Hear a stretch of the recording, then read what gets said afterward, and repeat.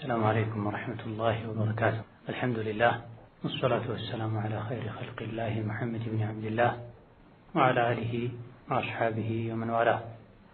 أما بعد، سدستنيو يا الكنوز العظيمة تمهرتاتشن سيهون زاري بالله فقاد من مامارو أركان الإسلام توسنوا يا صلاة هبقات هنا. قال المؤلف وفقه الله تعالى: أركان الإسلام 5 يسلمنا مع زنات مسرتوج أمستنا الشوا. عندنا شهادة أن لا إله إلا الله كالله واستكر فونة من ملك أملاك على منورون ما وقلنا ما مسكرنا، وأن محمد رسول الله محمد يا الله سبحانه وتعالى መልእክተኛ መሆናቸውንም መመስከር ነው። እነዚህ ሁለቱ እንደ አንድ የእስልምና መሰረት የሚቆጠሩ ነጥቦች ናቸው።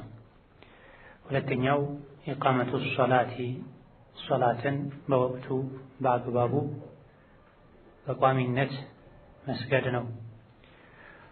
ሶስተኛው ኢታኡ ዘካቲ ዘካን መስፈርቱን ስርዓቱን ወቅቱን በጠበቀ መልኩ መስጠት ነው።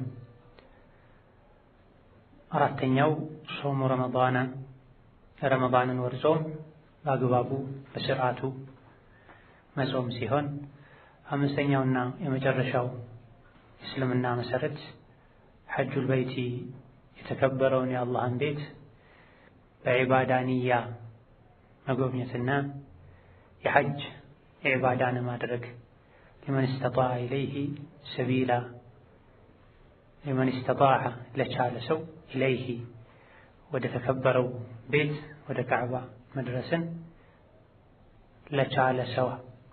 ለነዚህ 5 የእስልምና መሰረት ማዕዘን የሚባሉ ነጥቦች ሲሆኑ በቃል ደረጃ አልሐምዱሊላህ አብዛኛው ሙስሊም ሁሉም ሙስሊም ማለት በሚቻልበት መልኩ የሚታወቁ ነጥቦች ናቸው። ሐዲስም ላይ ፍቅህም ላይ ዐቂዳም ላይ የሚደጋገሙ ነጥቦች ናቸው የእስልምና መሰረት ስለሆኑ። ያለ እነዚህ ነጥቦች እስልምና ስለሌለ ሁሌ የሚደጋገመው መደጋገም ስላለበት የምናውቅ እንድናስታውስ የማያውቅ እንዲያውቅ፣ እንደዚሁ ደግሞ ሁሌ ራሳችንን ደጋግመን በእነዚህ ነገሮች እንድንመዝን እንድንገመገም። አርካን ማለት የሩክን ጀምዕ ነው፣ መሰረቶች ማለት ነው። መሰረት ማለት አንድ ነገር እላዩ ላይ የሚገነባበት እላዩ ላይ አንድ ነገር የሚሸከም ነገር ማለት ነው። የቤት መሰረት ይባላል። ከዛ በኋላ ነው ጣሪያ ግድግዳ የሚሰራው ከመሰረት በኋላ። እስላም ውስጥ የሚሰሩ ነገሮች በሙሉ የዒባዳዎች መልካም ስራዎች በሙሉ መሰረታቸው እነዚህ 5 ነገሮች ናቸው። እነዚህ 5ቱ መሰረቶች ካሉ ከቆሙ እስልምናችን ትክክል ይሆናል። የምንሰራው ስራ ተቀባይነት ያገኛል፣ ለአኺራ ይጠቅመናል። ከነዚህ የእስልምና ማዕዘን መሰረት ከሚባሉ ነገሮች መሃል አንዱን ካጎደለን ቤት ያለ መሰረት እንደሚፈርሰው እስልምናችን ኢማናችን ይፈርሳል፣ ይወድቃል። ስለዚህ ግዙፉ ሰፊው ዲን አልእስላም እነዚህ 5 መሰረቶች ላይ ነው የተገነባውና ቤታችን እንዳይፈርስ እነዚህ 5 መሰረቶችን መጠበቅ አለብን። የእስላም የኢማን ቤታችን እንዳይፈርስ አኺራ ላይ ከሞት በኋላ ቤት እንዲኖረን ዘውትር እነዚህን የእስላም ግንብን መሰረቶች ልናጣራ መኖራቸውን ልናጣራ ልንጠብቃቸው ይገባል። ይህም የሆነው ደግሞ በመማር በማስታወስ የተለያዩ አሐዲሶች ላይ ነቢያችን ሰለላሁ ዐለይሂ ወሰለም እነዚህ የእስልምና መሰረት የሚባሉ ነገሮችን ደጋግመዋቸዋል። አዲስ ለሰለመ ሰው ብቻ ነበር የሚናገሩት። በተለያዩ አጋጣሚዎች ለተለያዩ ሱሐባዎች እነዚህ ሐዲሶችን ተናግራ መካ 13 ዓመት አካባቢ ቆይተው ወደ መዲና ከሄዱ በኋላ አብረዋቸው ከመካ ወደ መዲና ለተሰደዱትም ጭምር ነው አርካን እስላምን ሲያስተምሩ የነበረው። ቅድም እንደተባለው ሲደጋገም አዲስ የሆነ ሰው የማያውቅ ሰው አርካን እስላምን ያውቃል፣ የሚያውቅ ደግሞ ያስታውሳል፣ ራሱን ይፈትሻል። በትክክል እነዚህ አምስቱ የእስልምና መሰረቶች እኔ ጋር ተጠብቀዋል አልተጠበቁም እያለ ራሱን ይፈትሻል፣ ይገመግማል። እስልምና መሰረቶች 5 ይሆኑ እንጂ የዲን ህግጋት ብዙ ናቸው። ዞሮ ዞሮ ግን እነዚህ ነገሮች ውስጥ የሚካተቱ ናቸው። የተወሰኑ ዒባዳዎች ከገንዘብ ጋር የተያዙ ናቸው። ዘካ የሚለው ውስጥ ሐጅ የሚለው ውስጥ ይገባሉ። የተወሰኑ ዒባዳዎች ደግሞ ከአካል ጋር ከጉልበት ጋር የተያዙ ናቸው። ከሰውነት አካል ጋር የተያዙ ናቸው። ጾም፣ ሶላት ውስጥ የሚለው የሚገቡ ናቸው። ዝምድና መቀጠል የአካል ዒባዳ ነው። እንቅስቃሴ ያደረገን ዝምድናን ለመቀጠል ከአንድ ቦታ ወደ ሌላ ቦታ እየተንቀሳቀሰን የምናደርገው ዒባዳ አርካን እስላም ውስጥ የሚካተት።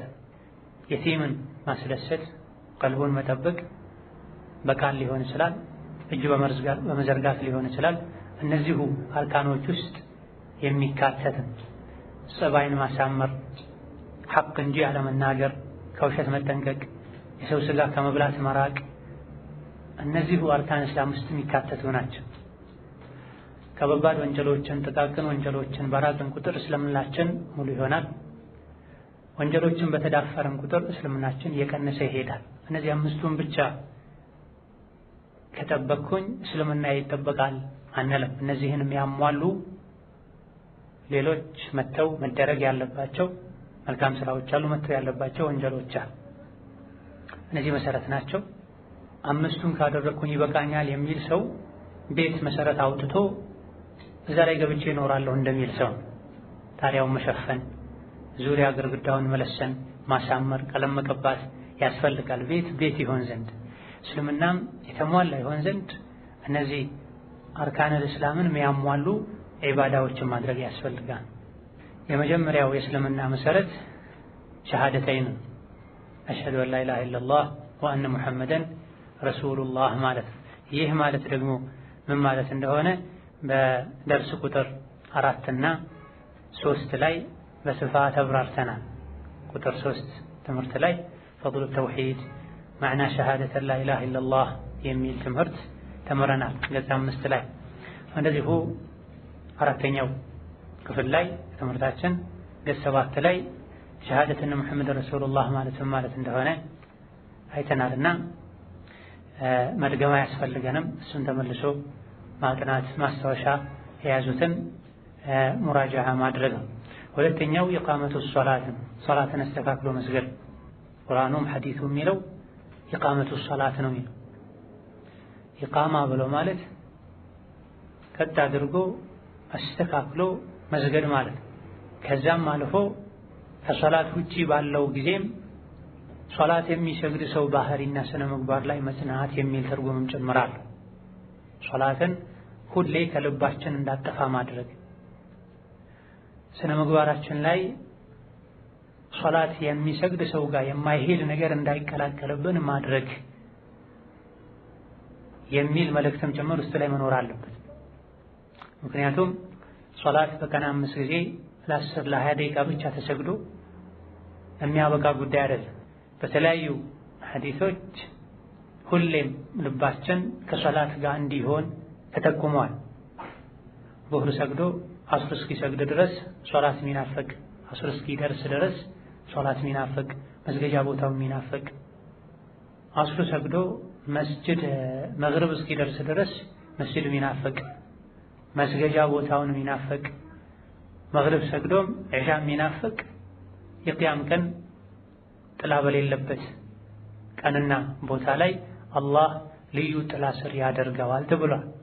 የአቡ ሁረይራ ሐዲስ ላይ ሰብዐቱን ዩዚልሁም ላሁ ፊ ዚሊሂ የውመ ላ ዚለ ኢላ ዚሉሁ፣ ጥላ በሌለበት ቀን የእርሱ እንጂ የአላህ ጥላ እንጂ ጥላ በሌለበት የመከራው የስቃዩ ቀን ቅያማ ላይ 7 አይነት ሰዎችን አላህ በጥላው ስር ያደርጋቸዋል ተብሎ ከዚህ አንዱ ወረጁሉን ቀልቡሁ ሙዐለቁን ቢልመሳጅድ ልቡ መስጂድ ላይ የተንጠለጠለ ሰው ተብሏል። የግድ መስጂድ ላይ ሄዶ በሚሰግድ ሰው ብቻ የሚገደብ ትሩፋት ነው አይባልም። በዋነኝነት ይህ ቢሆንም ማንኛውም ሰው ሸሪዓው ባዘዘው መልኩ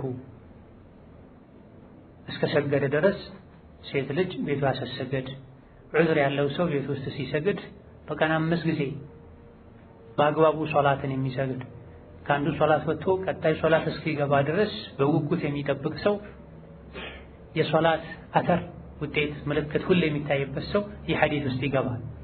5 ወቅት ሶላት በአካሉ እየሰገደ በሶላቶች መካከል ሶላት ከሚሰግድ ሰው የማይጠበቅ ስነ ምግባር የሚያንጸባርቅ ሰው መስገዱ ብዙም አይጠቅመው።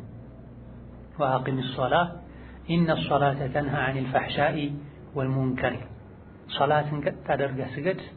ሶላትን ቀጥ አድርጎ መስገድ ከመጥፎ ስራ፣ ከብልግና፣ ከዝሙት ከመሰል አላህ ከሚጠላቸው ነገሮች ይጠብቃል ይላል። ስለዚህ ሶላትን ቀጥ አድርጎ መስገድ ማለት ከሶላት በኋላ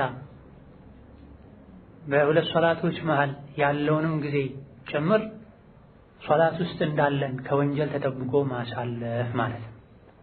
ዛሬ ሰጋጆች ይሄን ቢረዱ ገበያ ላይ ባላጭበረበሩ፣ ባልዋሹ፣ ሰዎች እርስ በርሳቸው ባላቸው ግንኙነት ላይ ባልተበዳደሉ፣ አንዱ ለሌላኛው ጠላት ምቀኛ ባልሆነ ነበር።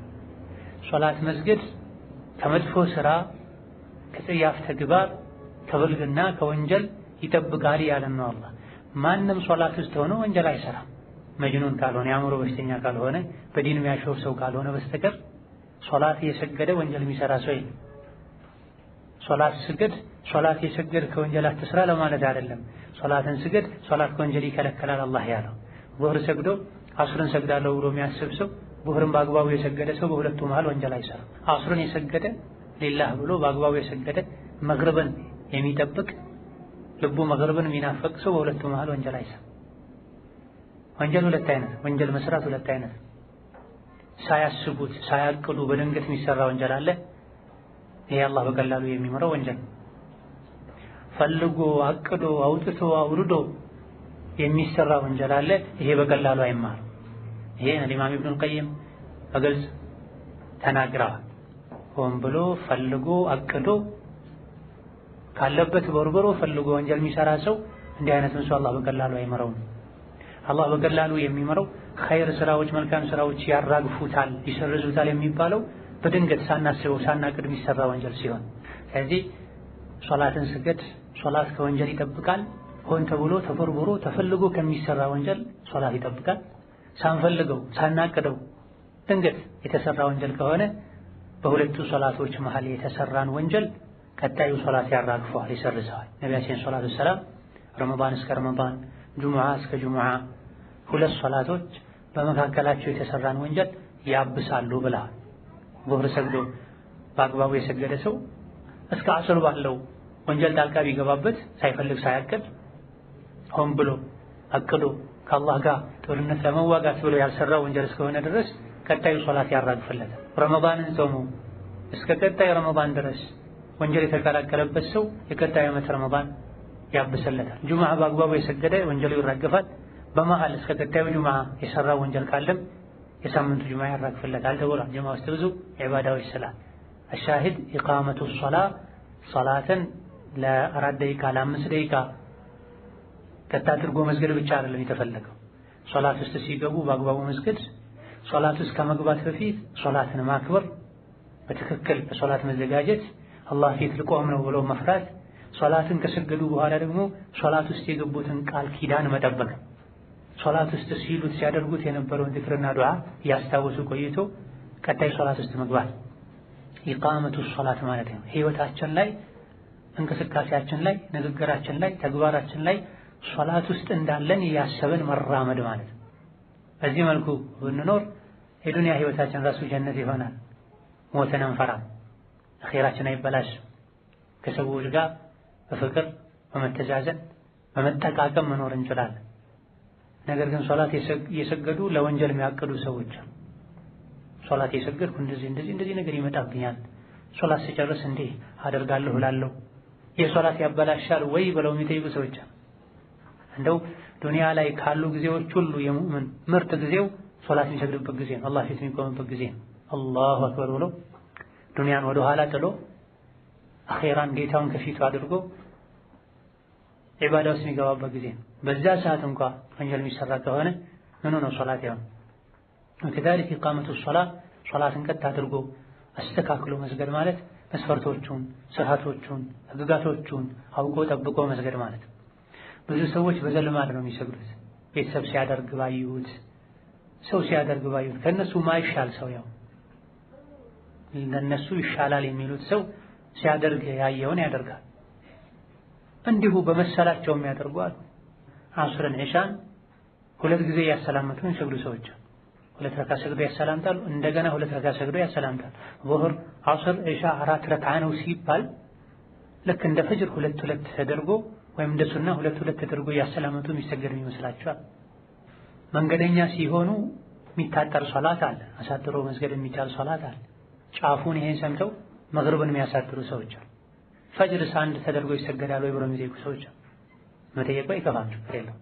ነገር ግን መግሪብን በሁሉም ዕለሞች ስምምነት ማሳጠር አይቻልም። ትንሽ እውቀት የቀመሱ ያሸተቱ ሌሎች ከነሱ በታች ያሉን በጀህልና የሚመሩ መግሪብን አሳጥሮ መስገድ ይቻላል ብለዋቸው የራሳቸውን ሶላት ከማበላሸት አልፎ የሌሎችን ሶላት የሚያበላሻል። ሻሂድ የኢቃመቱ ሶላት ውስጥ የሶላትን ህግጋት ማወቅ ይካተታልና አርካን እስላም አንዱ ሶላት መስገድ ነው። መስገድ ብቻ ሳይሆን ኢቃማ ነው። ሶላትን አስተካክሎ አሟልቶ መስገድ ነው። አስተካኪ አሟልቼ ሰግጃለሁ ማለት የምንችለው የሶላት ህግጋትን ስንማር ነው። በሶላት ዙሪያ ፉቃሃዎች፣ ሙሐዲሶች፣ ሙፈስሮች፣ የዐቂዳ ክታቦችን የጻፉ ዑለሞች ተናግረዋል፣ ዳሰዋል። ከፊቅህ ክታቦች ውስጥ ሰፊ ድርሻ ያለው የሶላት ጉዳይ ነው ከጠሃራ ጀምሮ። አንዳንድ የረጃጅም ክታቦች ከ23 ከ24 ሙጀለድ ውስጥ 7ቱ 5ቱ የሶላት ብቻ ክፍሎች የሚሆኑበት ሁኔታ አለ። በምንም ሁኔታ ማይቀር ዒባዳ ቢኖር ከተውሂድ ቀጥሎ ሶላት። መንገደኛ ቢሆኑ አይቀርም፣ ቢታመሙ አይቀርም፣ ድሃ ቢሆኑ አይቀርም፣ ለወንድ ለሴት አይቀርም። ሌሎች ዒባዳዎች ከአቅም ጋር የተያዙ ናቸው። አንዳንዶቹ በዓመት ሌላ ጊዜ በህይወት 1 ጊዜ ነው የሚደረጉት። ሶላት ግን በቀን 5 ጊዜ ነው የሚቀርበት። አንድም ምክንያት የለም አቅል ከራሳችን ጋር እስካለ ድረስ። ስለዚህ ሶላትን ልናከብር፣ ህጉን ልናውቅ፣ ማንነትና እስላም ላይ ያለንን ደረጃችንን በሶላት ልንፈልገው ይገባል። ደጋግ ቀደምቶች ከአንድ ሰው ጋር ጓደኝነት ወይም አማችነት መመስረት ከፈለጋችሁ ቀድማችሁ ሶላቱን ይውሉ ነበር። አሰጋገዱ ጥሩ ከሆነ አጥብቃችሁ ያዙት። አሰጋገዱ ጥሩ ካልሆነ ግን ከሱ ተስፋ ቁረጡ፣ ራቁ ችሎ ነው። ሶስተኛው ኢታኡ ዘካን መስጠት ነው። ስለ ሶላት አንዳንድ ህግጋቶች ቀጥሎ ባሉ ፈስሎች ይብራራሉ። ሶስተኛው ኢታኡ ዘካን መስጠት ነው። ዘካ ብሎ ማለት ጥራት ማለት ነው፣ ጽዳት ማለት ነው፣ መጨመርና ማደግ መብዛት ማለት ነው ቃሉ ከአረብኛ አንፃር። ከሸሪዓ አንፃር ግን ዘካ ማለት ከተወሰኑ የንብረት አይነቶች ለተወሰኑ የሰው ልጆች በተወሰነ ጊዜና ወቅት የሚሰጥ ንብረት ማለት ነው። በተወሰነ ጊዜ በዓመት ማለት ነው። አብዛኛውን ጊዜ ከአብዛኞቹ የንብረት አይነቶች በዓመት ነው የሚወጣው። በዓመት 2 3 ሊወጣ የሚችልበት ሁኔታ ይኖራል። ከጥራጥሬ ምርት በሰበሰቡ ቁጥር ዘካ ይወጣል። ሌሎችም ተቀብረው የተገኙ ንብረቶች ካሉ በተገኘ ቁጥር ዘካ ይወጣበታል። ነገር ግን አብዛኛው በዓመት አንዴ ነው። ለተወሰኑ ሰዎች ማለት ዘካ ይሰጣቸዋል ተብሎ ቁርአን ላይ ሐዲስ ላይ ተነገረላቸው አሉ። ምስኪኖች፣ ፉቀራዎች፣ ድሃዎች፣ ዕዳ ያለባቸው ሰዎች እስላማዊ ስርዓት ባለበት ሀገርና ጊዜ ላይ ዘካን እየሰበሰቡ ለሚገባቸው ሰዎች ደግሞ መልሰው የሚያከፋፍሉ ሰዎች አሚሊን አለይሃ የሚባሉ ሌሎችም አሉ። ከተወሰኑ የንብረት አይነቶች ማለት ደግሞ ከሁሉም ነገር አይደለም ዘካ የሚወጣው። በዋነኝነት ዘካ ከአራት አይነት ንብረቶች ነው የሚወጣው። ከቤት እንስሳት፣ ከከብት፣ ከግመል፣ ከበግና ፍየል ከነዚህ ነው ዘካ የሚወጣው ከእንስሳት ውስጥ። ሌላው ከወርቅና ብር፣ ለንግድና ለትርፍ ከቀረበ ማንኛውም አይነት ዕቃ እና ከጥራጥሬ ከነዚህ ከአራት ነገሮች ነው ዘካ የሚወጣው። ይህም በስፋት የሚብራራ ነጥብ ነው። ብዙ ጊዜ ሰዎች ዘካ ማውጣትን ከተትረፈረፈ ሀብት ጋር ያያይዙታል። በል እንደው ብዙ ሰዎች ሀበሻ ድሃ ነው ሰደቃ መቀበል እንጂ ዘካ ማውጣት አይወጅብበትም የሚል አስተሳሰብ ያላቸው ሰዎችም አሉ። ዘካ ወጅቦባቸው ሳለ ዘካ የሚቀበሉ ሁለት ሰዎች ነቢይ ጋር መጥተው የዘካ ገንዘብ ሲጠይቋቸው ደግመው ደጋግመው አዩዋቸው ከላይ እስከ ታች። ከፈለጋችሁ እሰጣችኋለሁ፣ ነገር ግን የሰደቃ የዘካ ንብረት ጤነኛ ለሆነና አቅም ላለው ሰርቶ መብላት ለሚችል ሰው አይገባም አይፈቀድም ብላ። ወከዛሊክ ቀቢሷ የሚባል ሰው ዕዳ አለብኝ አግዘኝ ብሏቸው ለጊዜው እጄ ላይ ገንዘብ የለም የሰደቃ የዘካ ገንዘብ ሲመጣ እሰጥሃለሁ ጠብቅ ብለውት ከዛ በኋላ ለሶስት አይነት ሰዎች እንጂ ከሰው ገንዘብ መጠየቅ አይቻልም፣ ከዚህ ውጪ ገንዘብ መጠየቅ እሳት ነው፣ ከዚህ ውጪ ገንዘብ መጠየቅ እሳት ነው፣ ቀቢሷ ሆይ እሳት ነው ብላ። ስለዚህ ዘካ ማውጣት የሚወጅብበት ያክል ቀደም ሲል ከጠቀስናቸው ንብረቶች አንዱ ያለው ሰው ወርቅ ወይም ብር፣ አሊያ ደግሞ የቤት እንስሳት፣ አሊያ ደግሞ እህል ጥራጥሬ፣ አሊያ ደግሞ የሱቅ የሽያጭ ዕቃ ያለው ሰው ጊዜውን ጠብቆ ስርዓቱን ጠብቆ ዘካ ሊያወጣ ይገባዋል። ስለ ዘካ ሲነገርም ብዙ ጊዜ ትኩረት ሰጥተው የሚያደምጡት ትንሽ ገንዘብ አላቸው ሀብት አላቸው ዘካ ይመለከተኛል የሚሉ ሰዎች ናቸው። መሆን ያለበት ግን አርካነል እስላም እስከሆነ ድረስ እስላሙን ዲኑን ለመጠበቅ ስንል ሁላችንም ስለ ዘካ ልናውቅ ልንማር ይገባል። መቼ ደግሞ ይህ ዒባዳ እኛን እንደሚመለከት አናውቅ። በድንገት ዱንያ ወደኛ መጣ ዘካ ማውጣት ግዴታ ሊሆንብን ይችላል። ያኔ አይደለም እውቀቱን መፈለግ ያለብን፣ ቀድመን አውቀን ልንዘጋጅ ይገባናል። ዘካ ከሚወጅብባቸው የንብረት አይነቶች አንዱ ወርቅ ነው። ወርቅ ለሽያጭ የተዘጋጀ ሲሆን አሊያ ደግሞ አትርፎ ለመሸጥ ተገዝቶ የተቀመጠ ሲሆን ዘካ እንደሚወጅብበት ሁሉም የፊቅህ ሊቃውንት ዑለሞች ይስማማሉ። ነገር ግን ሴት ልጅ ለጌጥ ለራሷ ልትጠቀመው የገዛችው በስጦታ መልኩ የተሰጣት አሊያ ደግሞ ከቤተሰብ የወረሰችው በከፍተኛው ካራት 85 ግራም እና ከዛ በላይ የሆነ ወርቅ ያላት ሴት ዘካ ማውጣት ይወጅብባታል አይወጅብባትም? በፊቅህ ሊቃውንት መካከል ኺላፍ አለበት። የሚወጅበው ያከራየች ልትጠቀምበት ገቢ ልታስገባበት ከሆነ ወይም ሲወደድ ወይም ስትቸገር ሸጣ ልትጠቀምበት ከሆነ ብቻ ነው ዘካ የሚወጅብባት እንጂ ለራሷ እንደ ጌጥ ልትጠቀመው ከሆነ ያስቀመጠችው የተጠቀመችው ከሆነ ዘካ አይወጅበትም የሚሉ ዑለሞች አሉ። በህይወት አንድ ጊዜ ብቻ ይወጅብበታል የሚል አቋም ያላቸው ሊቃውንት አሉ። ዘካው ማዋስ ነው፣ ለተቸገረ ሰው ማዋስ ነው የሚል አቋም ያላቸው አሉ። ነገር ግን ከነዚህና ከሌሎችም ካልጠቀስኳቸው አስተያየቶች ውስጥ ይበልጥ ሚዛን የሚደፉት ወደ ሐቅ የቀረቡት ጠንከር ያለ ማስረጃ ያላቸው ተነጻጻሪ ተቀራራቢ ማስረጃ ያላቸው ምንም የለበትም ወይም ደግሞ አለበት የሚለው ምንም የለበትም ለመጠቀም እስከሆነ ድረስ የገዙት። ምክንያቱም ነቢያችን ሰለላሁ ዐለይሂ ወሰለም አንድ ሰው በፈረሱ ቤት ውስጥ በሚያገለግለው ባሪያው ዘካ የለበትም ተብሏልና የቤት መጠቃቀሚያ ንብረቶች ዘካ እንደሌለባቸው ሁሉ ልብስ ዘካ እንደሌለበት ሁሉ ሴት ልጅ ለራሷ ለጌጥ የገዛችው ወርቅና ሌሎችም ጌጣጌጦች ዘካ የለባቸውም የሚለው ጠንካራና ብዙ ማስረጃ ያለው ነው። ከዚህ ተመሳሳይ በሆነ መልኩ ደግሞ አያ አለበት።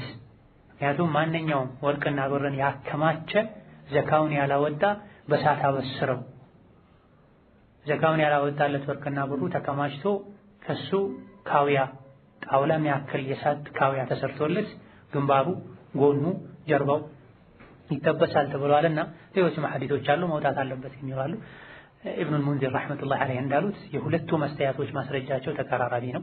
በላጩ ከጥርጣሬ ለመውጣት ዘካ ማውጣቱን 85 ግራም ሲሆን ከወርቅ ዘካ ይወጣል።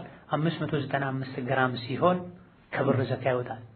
595 ግራም የጌጡ የማዕድኑ ብር ሲኖር በጌጥ መልኩም ይሁን አልያ ደግሞ ያልተሰራ እንደ ንብረት ለመያዝ የተገዛም ይሁን 595 እና ከዛ በላይ ግራም ያለው ብር ካለ ዘካ ይወጣል። አልያ ደግሞ ይሄን 595 ግራሙን የማዕድኑን የጌጡን ብር ሊገዛ የሚችል ገንዘብ ያለው ሰው ገንዘቡ ዓመት ሙሉ ከተቀመጠ ሁሉም የራሱ ከሆነ 595 ግራሙን የማዕድኑን የጌጡን ብር መግዛት ከሚያስችለው መጠን ካልቀነሰ ዓመቱን ሙሉ ዘካ ይወጅብበታል።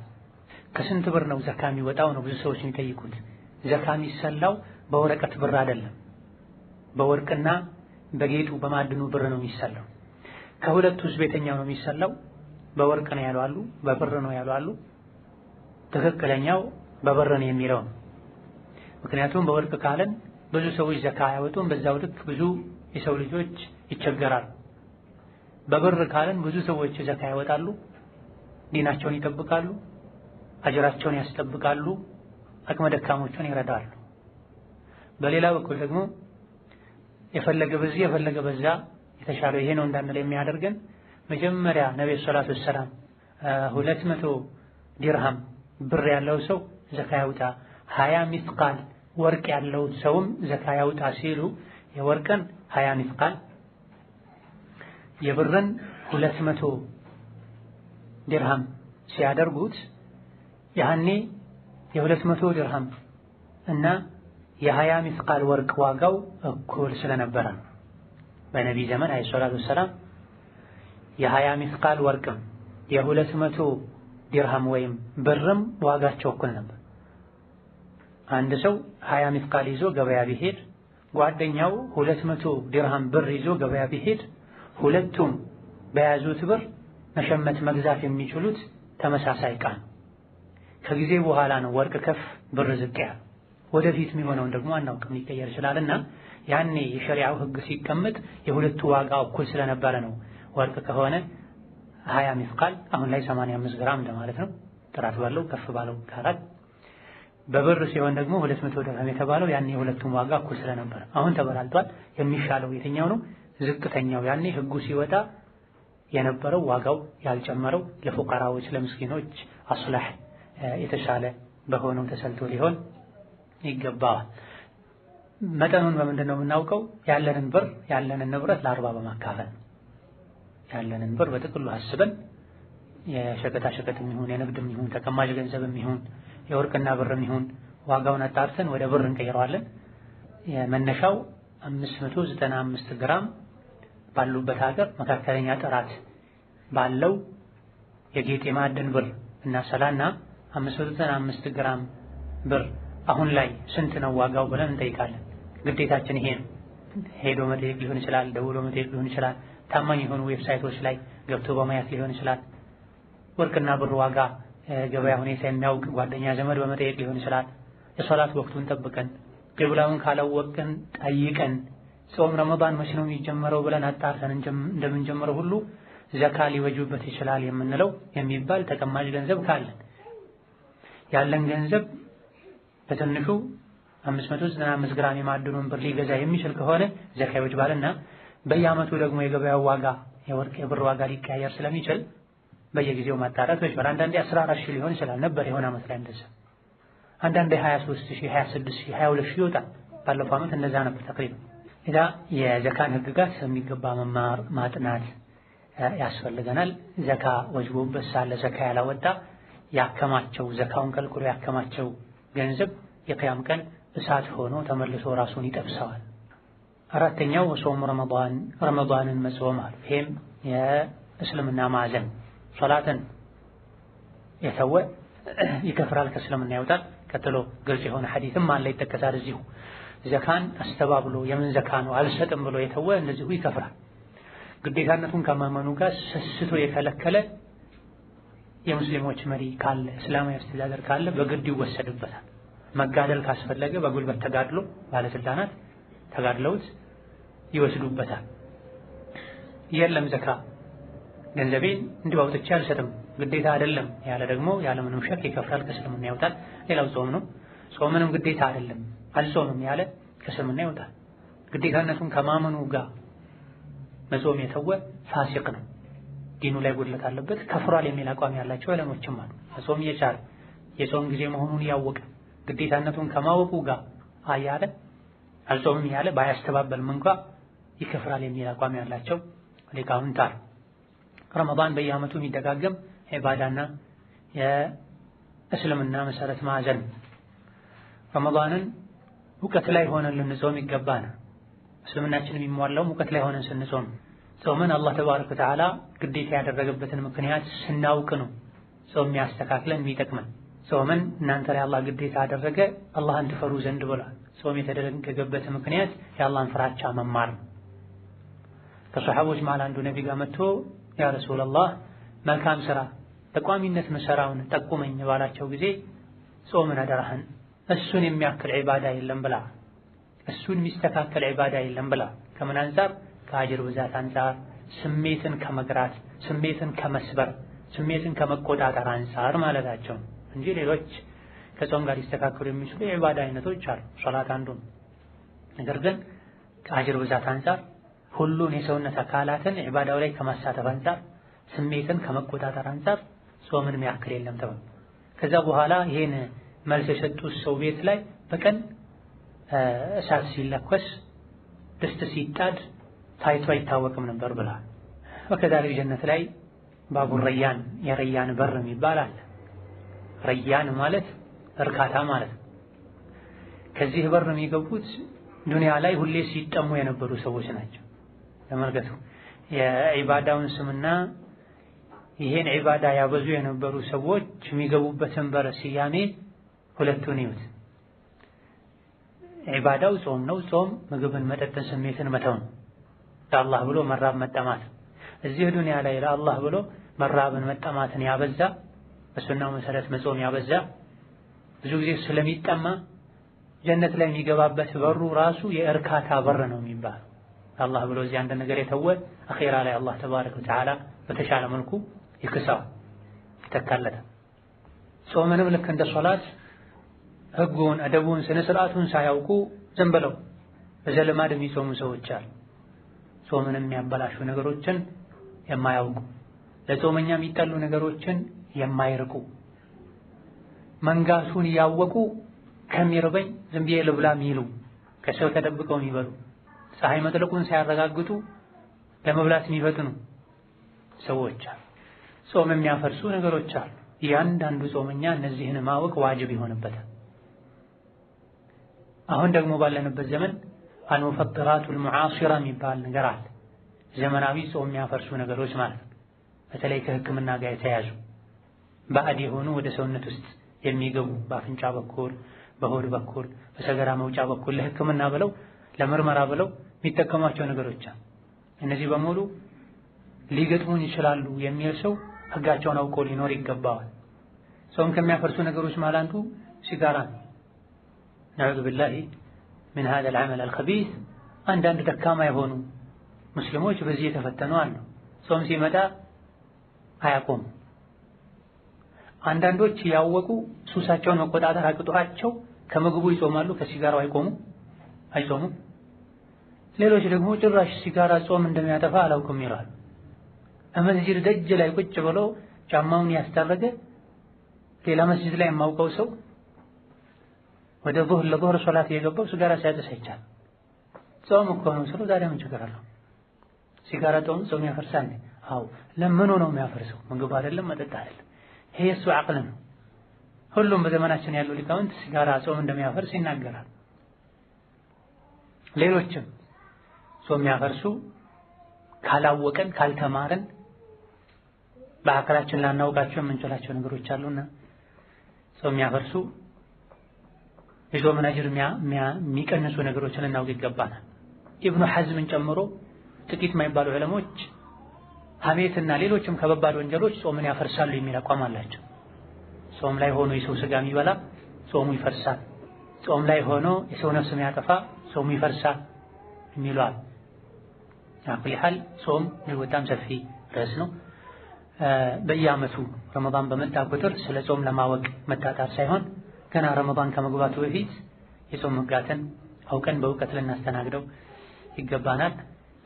ለረመዳን የምግብ የመጠጥ የልብስ ዝግጅት ከምናደርገው በላይ የተውበትና የእውቀት ዝግጅት እናደርግ ይገባናል። ለመጨረሻው የእስልምና ማዕዘን ሐጁል በይቲ የአላህን ቤት መጎብኘት በዒባዳ ንያ ሊመን ኢስተጣዐ ኢለይሂ ሰቢላ ወደዛ መድረስ ለቻለ ሊመን ኢስተጣዐ ለቻለ ኢለይሂ ወደሱ ሰቢላ መንገዱን ለቻለ ሰው መንገዱን መቻል ማለት ወጪ መሸፈን የሚችሉበትን ገንዘብ ማግኘት፣ መንገዱ ሰላም መሆን፣ ገንዘቡ ተገኝቶ መንገዱ ሰላም ሆኖ እንኳ ቢሆን ወደዛ መሄድ የሚችሉበት ጤንነት ላይ መሆን፣ ሴት ልጅ ከሆነች ደግሞ ማህረም ማግኘት አብሯት ከሷ ጋር አጅቧት መመለስ የሚችል እሷን ማግባት የማይችል የስጋ ዘመድ አሊያ ደግሞ የትዳር አጋሯ አብሯት ሊኖር ይገባል።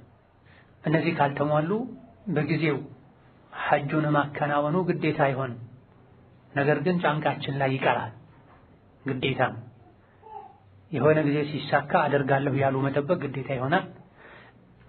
ወጅቦበት ሳለ ከነዚህ መሃል አንዱ ጎድሎ ለምሳሌ ሴት ልጅ ማህረም አታ አቅሙ ገንዘቡ ያለው የጤና ችግር ገጥሞት እየተጠባበቀ ሳያደርግ የሞተ ግዴታው አይቀርም። ከገንዘቡ ዘካ ከገንዘቡ ሐጅ ይደረግለታል።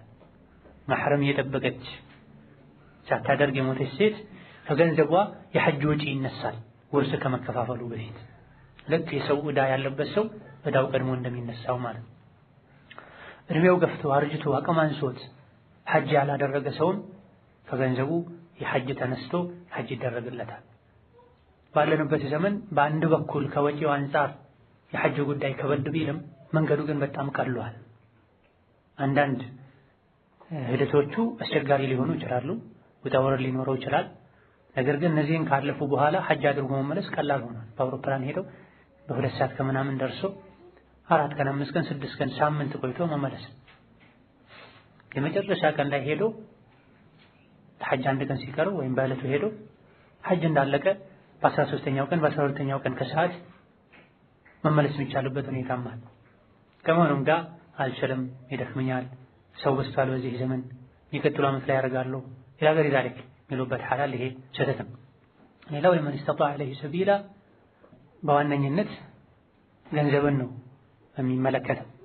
የግመልን ባለንበት ዘመን የባቡርን የትኬት የአየር ትኬትን የቻለ ሄዶ እስኪመጣ ድረስ ወጪው የሚሸፈንበት ገንዘብ ያለው ሄዶ እስኪመጣ ድረስ የቤተሰቦቹን ወጪ መሸፈን የሚችልበት ገንዘብ ያለው ማለት ነው። ወከዛሊክ የተለያዩ ዕዳዎች ያሉበት ሰው አሊያ ደግሞ የራሱና የቤተሰቦቹን ሕይወት ያላስተካከለ ያላሟላ ሰው ለምሳሌ መኖሪያ ቤት ያልገዛ ሰው በመሰረቱ ሐጅ አይወጅብበትም። እነዚህ መሰረታዊ የሚባሉ ነገሮችን ሲያሟላ ነው ወደ ሐጅ መሄድ ዋጅብ የሚሆንበት። ሴት ልጅ ያለ ማህረም ሐጁን ማድረጉ አይወጅብባትም። ማድረግና መፈጸሙና ጫንቃ ላይ መወጀቡ ሁለቱ ይለያያል። ገንዘቡን እንዳገኘች መንገዱ ሰላም መሆኑን እንዳረጋገጠች ጫንቃዋ ላይ ዋጅብ ይሆናል፣ ግዴታ ይሆናል። መፈጸሙ ግን ግዴታ የሚሆነው ወደዛ አጅቧት የሚሄድ ማህረም ሲኖር። ማህረሙ በራሱ ወጪ ከሄደላት ፈቃደኛ ሆኖ ወይም ለራሱ ሐጅ አስቦ ከሄደ መልካም፣ ካልሆነ የማህረሙንም ጨምሮ ወጪ ስታገኝ ነው ሐጅ ወጅቦብሻል የሚባለው።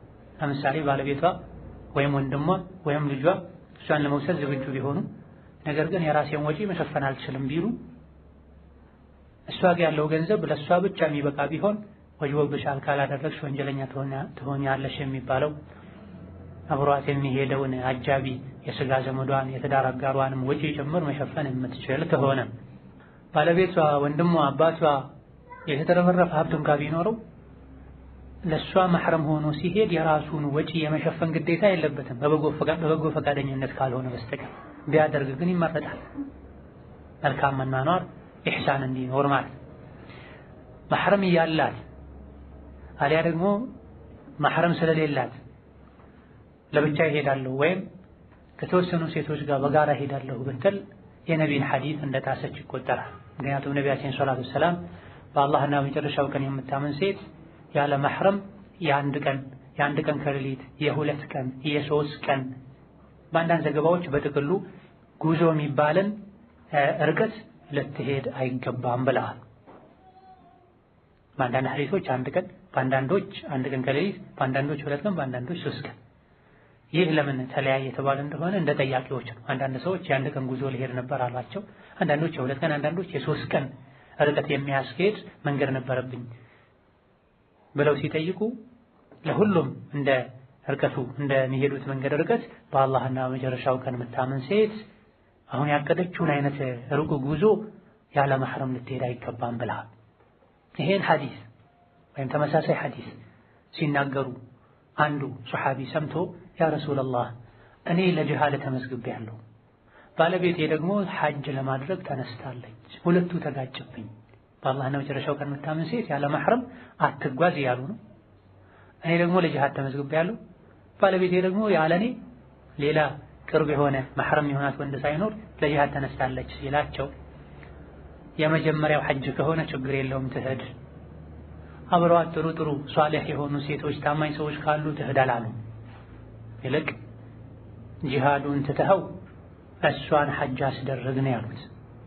ጂሃዱን ትተኸው ከባለቤትህ ጋር ሐጅ አድርግ ነው ያሉት። ስለዚህ አንዳንድ ፉቃሃዎች የመጀመሪያው ሐጅ ከሆነ ዋጅቡ ሐጅ ከሆነ ታማኝ ሴቶች አብረዋት ካሉ መንገዱ ሰላም ከሆነ ፊትና ፈተና ማይፈራ ከሆነ መሕረም አብሯት ባይኖርም መሄድ ትችላለች። ቀደም ሲል የተጠቀሱ ሸርጦች ከተሟሉ ፈተና ካልተፈራ አብሯት ታማኝ ሰው ካለ መንገድ ሰላም ከሆነ ሐጁ የመጀመሪያ ሐጇ ከሆነ ትሄዳለች ትችላለች ያሉ አሉ። ነገር ግን ከሐዲሱ በተቃራኒ ነው። ያውም ሐዲሱ ስለ ሐጅ በግልጽ ለነቢይ ጥያቄ የቀረበበት ነው። በአላህና በመጨረሻው ቀን የምታምን ሴት ያለ መሕረም አትጓዝ ሲባል ባለቤቴ ለሐጅ ልትሄድ ነው እኔ ለጂሃድ ልሄድ ነው ሲሏቸው ለነቢዩ ሰለላሁ ዐለይሂ ወሰለም ያውም በሳቸው ዘመን ያውም እዛው ከመዲና መካ ጂሃዱን ትተህ ሐጅ አስደርግ ነው ያሉት። ያለ መሕረም ቢቻል ታማኝ ሴቶች ካሉ እሷ ወደ ሐጇ ትሄድ፣ አንተ ወደ ጂሃድ ሂድ፣ የመጀመሪያው ሐጅ ከሆነ ችግር የለውም ትሄድ ይሉ ነበር። አላሉምና በአላህና መጨረሻው ቀን የምታምን ሴት ያለ መሕረም በተለምዶ ጉዞ የሚባልን ርቀት ልትሄድ አይገባም። አሁን ላይ ከሀገር ውስጥ ጉዞዎች አልፎ የውጭ ሀገር ጉዞ ሁሉ ለብቻቸው የሚያደርጉ ሴቶች በዝተዋል። ለንግድ እያሉ ለጉብኝት እያሉ ዝምድና ጥየቃ እያሉ በየጊዜው ያለ መሕረም የሚሳፈሩ እህቶች አሉ። ያውም በዚህ ፈሳድ በበዛበት ዘመን ላይ ያለ መሕረም መሄድ አይቻልም የሚባለው ርቀት አብዛኞቹ ዑለሞች ዘንድ 80 አካባቢ ኪሎ ሜትር፣ ከ81 ኪሎ ሜትር በላይ ከሆነ የሄደች እንደሆነ ለብቻዋ ረሱልን አመጻለች። በአኼራ በትክክል አላመነችም ማለት ነው በሐዲሱ ቃል መሰረት። ምክንያቱም ሐዲሱ ላይ ላ የሒሉ ሊምራአትን ቱእሚኑ ቢላሂ ወልየውሚል አኺሪ አን ቱሳፊረ መሲረተ የውሚን ወለይላ መሲረተ 3 አያሚን ኢላ ወመዐ ሃዚ መሕረም። በአንዳንድ ዘገባዎች በቀን ሳይገድቡት የኢማሙ ሙስሊም የኢብኑ ዐባስ ትክክለኛ ሪዋያ በርቀት ሳይገደብ ሰፈር ጉዞ የሚባልን ጓዝ መቋጠር መዘጋጀት መንገድ አለብኝ ብሎ ማሰብ የሚያስፈልገውን ርቀት በአላህና መጨረሻው ቀን የምታመን ሴት ያለ መሕረም አትሄድ ብለዋል። መሕረም ደግሞ ምን እንደሆነ እና አቡ ዳውድ በዘገቡት ሐዲስ ላይ ተነግሯል። አባቷ፣ ወንድሟ፣ ባሏ ወይም እሷ ላይ ሐራም የሆነ ወንድ ብላ። አንዳንዶች ከአጎቴ ልጅ ጋር ሄዳለሁ ይላሉ፣ ከአክስቴ ልጅ ጋር ሄዳለሁ ይላሉ፣ ከእህቴ ባለቤት ጋር ሄዳለሁ ይላሉ። ለራሳቸው ቅርብ ዘመድ የመሰላቸው ሁሉ ወይም ከኔ ጋር ሸር አያስብም ለሐራም አይፈልገኝም ያሉትን ሁሉ መሕረም ማድረግ የሚፈልጉ ሰዎች ሸሪዓው ሙሉ ነው። ያለ መሕረም እንዳትጓዝ በአላህና በመጨረሻው ቀን የምታምን ሴትን ብለዋል ነብዩ። መሕረም እነማን እንደሆኑም ተናግረዋልና ሙስሊም ሴት አላህን ልትፈራ አኼራዋን ከማበላሸት ልትጠነቀቅ ይገባታል። ለንግድ ብለው ያለ መሕረም ዱባይ የሚመላለሱ እህቶች አሉ። 400፣ 500፣ 300 ሀገር ውስጥ ወዳሉ ከተማዎች የሚመላለሱ አሉ። በአላህና መጨረሻ ቀን ትክክለኛውን ኢማን የሚያምን ሰው ይሄ ነው ያለው። የደጋ ቀደምት እንስቶችን አሰለፍ ሷሊሓት ታሪክን በምናይበት ጊዜ አይደለም ክፍለ ሀገር ለብቻቸው ሊወጡ ይቀርና ከቤታቸው 2 ጊዜ እንጂ አልወጡም ተብሎ የተጻፈላቸው የተነገረላቸዋል። በህይወት ዘመኗ ከቤት የወጣችው 2 ቀን ብቻ፣ ያገባች ቀንና የሞተች ቀን። ስታገባ ከአባት እናቶቿ ቤት ወደ ባሏ ቤት፣ የሞተች ቀን ከባሏ ቤት ወደ አኺራው ወደ ቀብር ማረፊያ ወጣል። ይሄ የቆየ ነው ልንል እንችላለን። አሁን በቅርቡ ጊዜ ቱኒዚያ ላይ አብዮት ከመነሳቱ በፊት የነበረው መሪ ኒቃብን በከለከለበት ጊዜ ለ40 ዓመት ከቤት ያልወጡ፣ ለ30 ዓመት ለ20 ዓመት ከቤት ያልወጡ አስገድዶ ሁሉ ራቅ ያሉ ዘመዶችን ወደ ቤታቸው እያላከ አልጨብጥም አልስምም ካለችህ ና ንገረኝ የሚያስብሉበት የግፍ ሐልም ነበራቸው። ይሄን ፈርተው ከሰው ተገለው ርቀው የሚኖሩም ነበር። የግል ጥንካሬ ያለመኖር እንጂ ካመኑበት ቀላል እስከዚህ ሁሉ ዋጋ የሚከፍሉ ሰዎች ነበር። ለሐጅ ያለ መሕረም መሄድ ማይቻል ከሆነ ቤተሰብ ናፈቀኝ፣ የሆነች ጉዳይ ነበረችኝ እያሉ በየጊዜው መመላለስ ፈጽሞ የሚፈቀድ አይሆንም። ውጁብ ሶላቲ ወአህሚየቱሃ የሶላት ግዴታነትና አህሚያ አንገብጋቢነቱ። ሶላት የእስልምና መሰረት ነው ብለናል። በየቀኑ የሚደጋገም ወንዱም ሴቱም ከአዋቂ አልፎ ከህፃኑም ጭምር 7 ዓመት መስሎት ወደ 8 ሲገባ የሚጠበቅ ዒባዳ። አህሚያ አንገብጋቢነቱ በዚህ ነው የሚገለጸው። ጦር ሜዳ ላይ እንኳ ሶላት አይቀርም። አቅል አብሮን እስካለ ድረስ የከፋ ህመም ላይ እንኳ ብንሆን ሶላት አይቀርም። ልብስ ብናጣው እንኳ ሶላት አይቀርም። ሰዎች መንገድ እየተጓዙ ሽፍታ ይዟቸው የለበሱትን ልብስ ሙሉ በሙሉ እንኳ አውልቆ ቢወስድባቸው የሶላት ወቅት ቢገባ ባሉበት ሁኔታ ሶላት ይሰግዳል። ሌሎች ዑለሞች አንዳንድ ዑለሞች ሶላተል ጀማዓ ሁሉ አይቀርም ብላ አይናቸውን ሰበር አድርገው አይናቸውን ጨፍነው እርካናቸው እንኳ ቢሆኑ በወቅቱ ይሰግዳሉ፣ በጀማዓም ይሰግዳሉ። የተወሰኑት አይ ጀማዓ ይቀራል በተናጠል ሌሎች ፊታቸውን ያዞሩ በተራ ተራ ሰዎች ወደ ቂብላ ዞረው ይሰግዳሉ ተብሎ ጠላት ያሳደደን ሶላተል ኸውፍ እንሰግዳለን። ጦር ሜዳ እየተወጋን እንሰግዳለን። ታመን አልጋ ላይ መንቀሳቀስ ማንችልበት ሁኔታ ላይ እንኳን ሆነን መቆም መቀመጥ ቢያቅተን ባለንበት በተኛንበት እንሰግዳለን። ልብስ ብናጣ ባገኘነው ያክል ልብስ ዋና አውራችን ሸፈነን ምንም ከሌለ እርቃናችንን እንሰግዳለን። ውሃ ካጣን ተየሙም አድርገን እንሰግዳለን። በምንም ሐል አይቀርም። ቃለ ተዓላ አላህ ብሏል ኢነ ሶላተ ሶላት ካነት ናት ዐለል ሙእሚኒና አማኞች ላይ ኪታበን መውቁታ በጊዜ የተገደበ ግዴታ ነዋ። ሶላት ግዴታ ነው። ግዴታነቱም ሲፈልጉ የሚያደርጉት አይደለም፣ በጊዜ የተገደበ ነው። ወቅቱን ጠብቆ ስርዓቱን ጠብቆ ከሰገደ ሰው አላህ ሶላቱን ይቀበላል። ወቅቱን ስርዓቱን ጠብቆ ካልሰገደ ሰው ደግሞ አላህ ሶላቱን አይቀበልም። ካነት ዐለል ሙእሚኒና ኪታበን መውቁታ። ስራ ሲጨርስ ሰግዳለሁ፣ ቤት ስገባ ሰግዳለሁ አይባል። በተለይ ወቅቱ ጠባብ የሆነ ሶላት ሲሆን አዳን አሉ አዳን ሰሙ ወቅቱ ገባ ፈጥኖ መስገድ። ለሶላት ብሎ ሌሎችን ነገሮችን ማቆየት እንጂ ለሌሎች ነገሮች ብሎ ሶላት ማቆየት አይገባም። በተለይ አስርና የመግሪብ ሶላት ብዙ ሰዎች ዘንድ ሰዓቱ አይጠበቅም።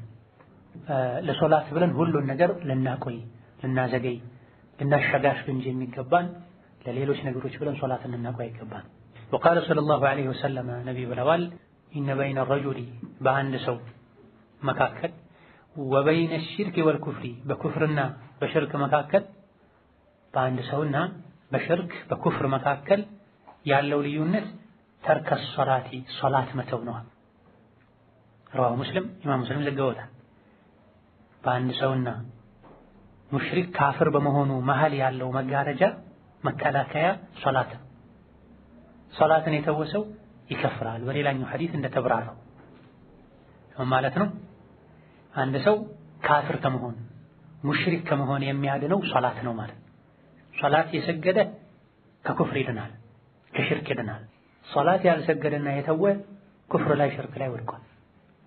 ከሽርክ የሚያድንን ከኩፍር የሚያድንን ትልቅ ዒባዳ ሶላት። ሶላት የተወ ከፍሯል። ለዚህም ነው ዑመር ረዲየላሁ ዐንሁ ወአርዳህ ላ ሐظ ፊል ኢስላሚ ሊመን ተረከ አስሶላተ ያሉት ሶላትን የተወ ኢስላም ላይ ከእስላም ድርሻ የለውም። ሙስሊም ነኝ ቢልም ቢጾምም ሰደቃ ቢሰጥም ወላሂ ያለ ቢምልም መላሱ ላ ኢላሃ ኢለላህ ቢልም ሶላትን ከተወ ከእስላም ድርሻ የለም። ከእስላም ውጪ ከሽርክ አጥር ውጪ እንዲሆን የእስላም ግቢ ውስጥ እንዲገባ የሚያደርገው ሶላትን የተወሰው ከእስላም ግቢ ወጥቷል። የሽርክን በር ከፍቶ ሽርክ መንደር ውስጥ ገብቷል። ከሙሽሪኮች ጋር ሆኗል።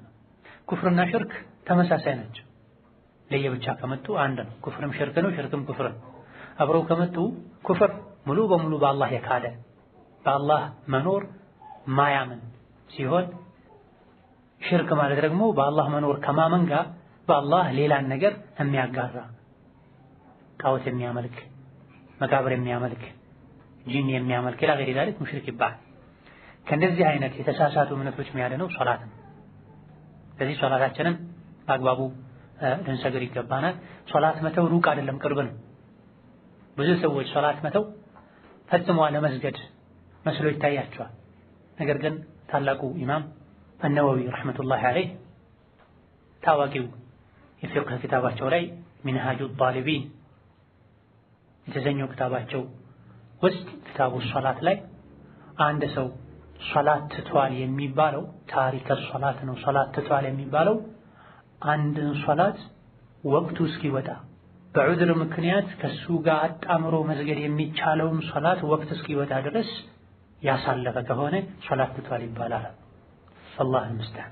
አንድ ሰው እገሌ ሶላት ትቷል በዚህም ሽርክ ላይ ኩፍሯል ወድቋል የሚባለው ሽርክ ላይ ኩፍር ላይ ወድቋል የሚባለው ሳምንት፣ ወር፣ ዓመት ሲተው አይደል።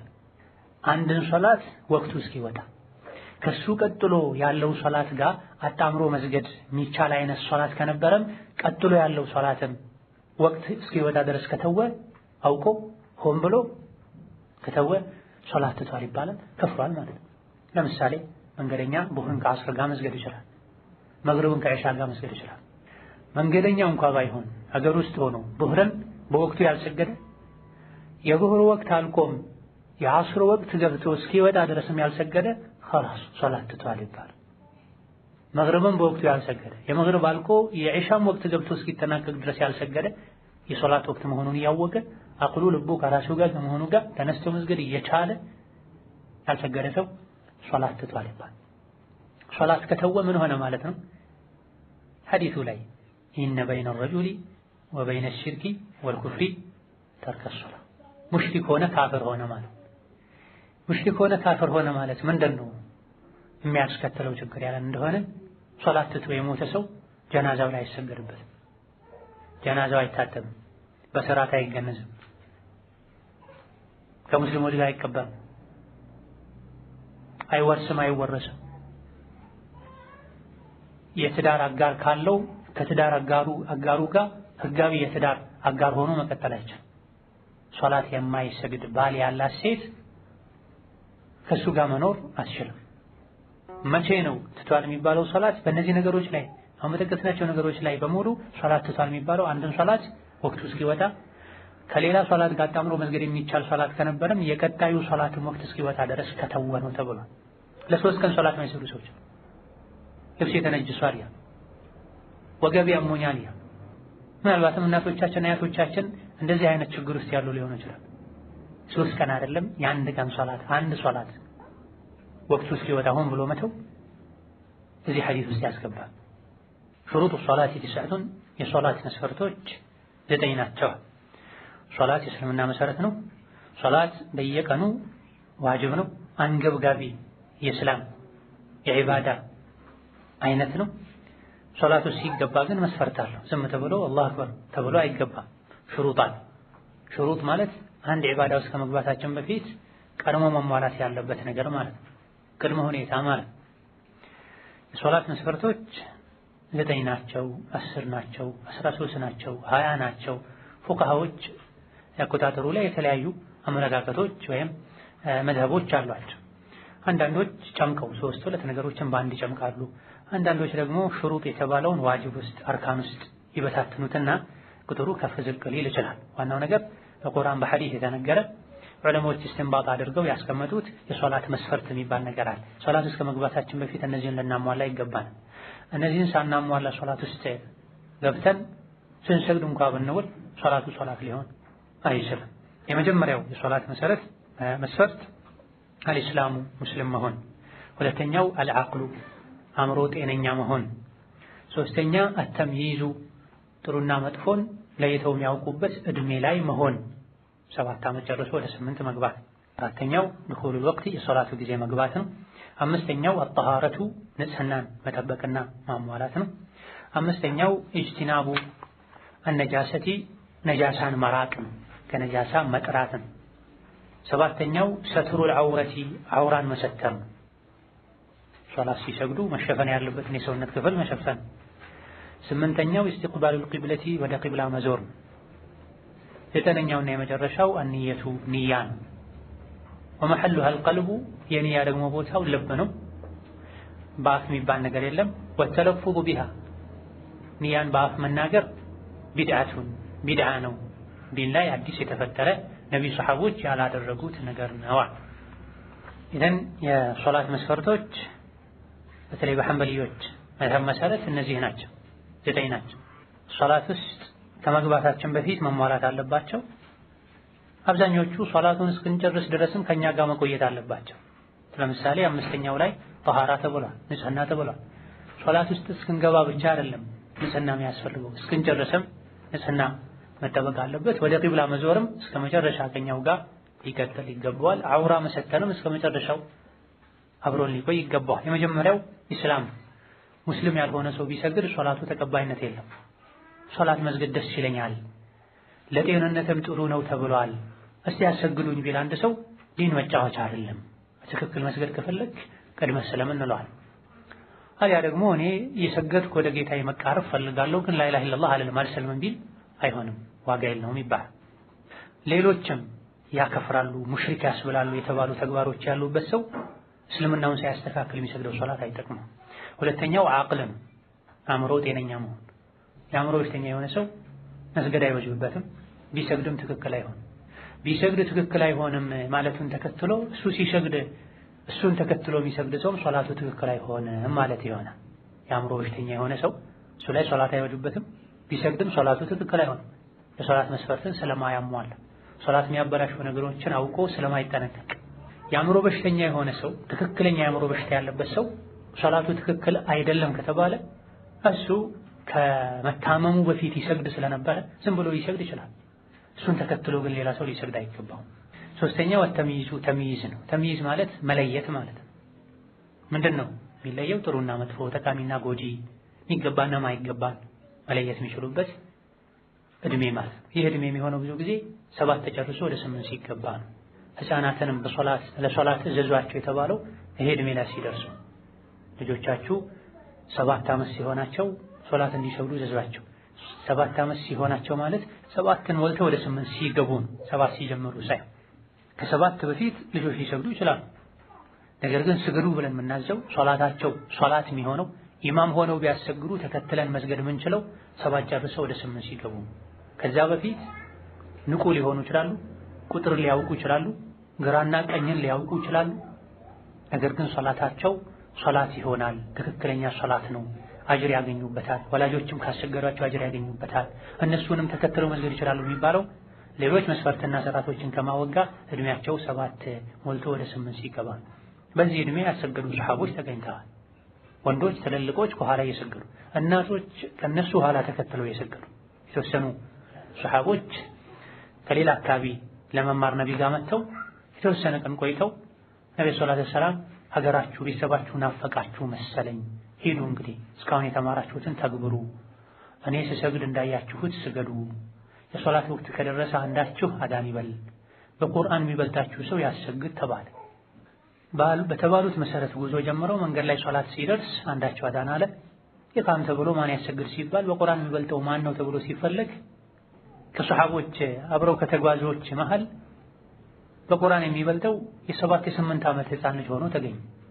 ከሌሎች የበለጠበት ምክንያት ወደ ነቢዩ ለመማር ከመሄዳቸውም በፊት እዛው መንደራቸው ላይ መንገድ ዳር ነበርና መንደራቸው ያለው ነቢይ ጋር የሄዱ ተምረው የሚመጡ ሰዎችን አስፋልት ዳር ወይም መንገድ ዳር ላይ የጠበቀ አቁሩኝ ነበር። በዚህ መልኩ ብዙ ተምሯል። ከነቢይ ጋር ከመጡ ሰዎች ጋር መብሮ መጥቶ ብዙ ተምሯል። በዚህ በለጣቸው ለሶላት አስገቡት። ሙሉ ልብስ እንኳን አልነበረኝም፣ ሳሰግድ አውራዬ ይገለጥ ነበረ ሳያውቅ በተለይ ሲንቀሳቀስ። ከኋላ ያሉ እናቶች ኧረ እዚህ ህፃናችሁ ሆነ አውራ ሸፍኑልን ይሉ ነበር። ሶላት ከጨረስን በኋላ ልብስ ተገዝቶ ተሰጠኝ ብሏል። ተሸለምኩ ማለት ነው። ከሰላም በኋላ ያኔ በተገዛልኝ ልብስ የተደሰትኩትን ያክል በምንም ተደስቼ አላውቅም ብሏል። በልብሱም ከሚደሰት ህፃን ነበረ አሰግዷል። ስለዚህ ስነት የሚስ ከደረሱ ችግር የለውም። በፉቃሃዎች መሃል ኺላፍ አለ። ሱና ከሆነ ነው ማሰገድ የሚችለው፣ ፈርድ አይችልም የሚል ኺላፍ አለ። ራጂሑ ትክክለኛው ፈርድም ሱናም ማሰገድ ይችላል። ነገር ግን ከልጅነት ጀምሮ እናቱ አባቱ ስርዓትን ካስተማሩት ህግጋትን ካስተማሩት እድሜው 7 ጨርሶ ወደ 8 ከገባ ተምይዝ ላይ ከደረሰ ሶላቱ ትክክል ይሆናል ለማለት ነው። ይወጅብበታል ለማለት አይደል። የሚወጅበው ለአካለ መጠን ሲደርስ ነው ህፃን ልጅ። ሶላቱ ትክክል ይሆን ዘንድ ነው እነዚህ መስፈርቶች መሟላት አለባቸው የሚባለው። በእርግጥ እነዚህ መስፈርቶች ሁለት አይነት ናቸው። አንዳንዶቹ ሶላት ትክክል ይሆን ዘንድ መሟላት ያለባቸው መስፈርቶች ናቸው። አንዳንዶቹ ሶላት እኛ ላይ ዋጅብ ይሆን ዘንድ መሟላት ያለባቸው መስፈርቶች ናቸው። አራተኛው ድኹሉል ወቅት ሲሆን እያንዳንዱ ሶላት ራሱን የቻለ ወቅት አለው። ከወቅቱ አስቀድመንም ልንሰግድ አይገባም፣ ከወቅቱ አሳልፈንም ልንሰግድ አይገባም። ጅብሪል ነቢ ጋር ሰላቱ ሰላም መጥቶ ዙህርን በወቅቱ፣ አስርን በወቅቱ፣ መግሪብን፣ ኢሻን፣ ፈጅርን በወቅቱ አሰግዷቸዋል። የመጀመሪያውን የመጨረሻውን ወቅት አሰግዶ አሳይቷቸው ሙሐመድ ሆይ ሶላት በእነዚህ ሁለት ወቅቶች መሃል ነው ያለው ብሏቸዋል። የምርጫ ጊዜ አለ፣ ተገደን የምንሰግድበት ጊዜ አለ። እያንዳንዱ ሶላት አዛን ተብሎ ወቅቱ ከገባበት ጊዜ ጀምሮ የቀጣዩ ሶላት ወቅት እስኪገባ ድረስ በመሰረቱ ወቅቱ አለ። ነገር ግን ማዘግየቱ ይጠላል። ማዘግየቱ ወቅቱ እንዲወጣም ሊያደርግ ስለሚችል አዛን እንደሰማን ፈጥኖ መስገድ ነው። ለሁሉም ሶላቶች ራሱን የቻለ የተቀመጠላቸውን ወቅት የሚገልጽ ሐዲስ አለ። የፈጅር ሶላት፣ የዙህር ሶላት፣ የዐስር ሶላት በጥላ በምልክት የሚታወቅበት መንገድ አለ። ሌላ የፊቅህ ክታቦች ላይ በስፋት የሚብራራ ይሆናል። አሁን ግን ሰዎች በብዛት ይሄን አይጠቀሙም። ሰዓትና አዛን ነው የሚጠብቁት። አዛኑ በስርዓቱ በወቅቱ የሚባል መሆኑን፣ ሙእዚኑ አማና ያለው ዒልም ያለው መሆኑን ማረጋገጥ፣ የምንጠቀምበት ሰዓት ትክክለኛ ሰዓት መሆኑን ማረጋገጥ ይጠበቅብናል። ከመልካም ስራዎች ሁሉ በላጭ አላህ ዘንድ ይበልጥ ተወዳጅ መልካም ስራ ኢማም ሙስሊም ላይ ሌሎችም ላይ ባለው ሐዲስ መሰረት ሶላትን በወቅቱ መስገድ ነው ብሏል ነብዩ ሰለላሁ ዐለይሂ ወሰለም። ከስራዎች ሁሉ አላህ ዘንድ ይበልጥ ተወዳጅ ስራ ሶላትን በወቅቱ መስገድ ነው። አላህን ከሚያስቆጡ ነገሮች መሃል አንዱ የሶላቱ ወቅት የወጣ መተኛት፣ የሶላቱ ወቅት የወጣ የዱንያ ስራ መስራት። አላሁ አክበር የሚለውን አዛን ከሰማን እጃችን ያለውን ቁጭ አድርገን ወደ ውዱእ ወደ ሶላት እንሄዳለን። ሶላትን ልናከብር ይገባል። የሶላት ወቅት ላይ ሌላ ነገር ሊሰራ አይገባም። ቤት ደርሼ እሰግዳለሁ፣ የያዝኩትን ስር እሰግዳለሁ እያሉ ሶላትን ወቅት የሚያሳልፉ ጀማዓ አድርገው የሚሰግዱ አላህ ይመስገን። አምስተኛው አጣሃራ ንጽህናን መጠበቅ። ንጽህና 3 ነገሮችን ይመለከታል። አንደኛ የሰውነት ንጽህና፣ ገላ ላይ ሰውነት ላይ ነጃሳ መኖር የለበት። ሁለተኛ የሚለብሱትን ልብስ ይመለከታል።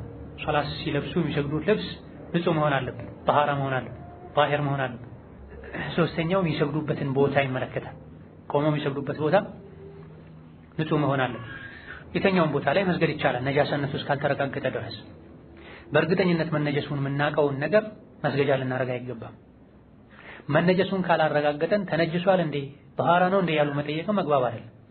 የትኛው ሙስሊም ቤት በመሰረቱ ጣሃራ ዲን የሚያውቁ ሶላት የሚያውቁ እስከሆኑ ድረስ ሳሎን ቤት ገብቶ መስገድ ይቻላል። በአይናችን ነጃሳ ካየን አይቻልም። ልንሰግድ ስንል ቤተሰብ ከነገረን አይቻልም። በተረፈ ነጃሳ እስካላየን ድረስ በመሰረቱ ሁሉም ነገር ጣሂር።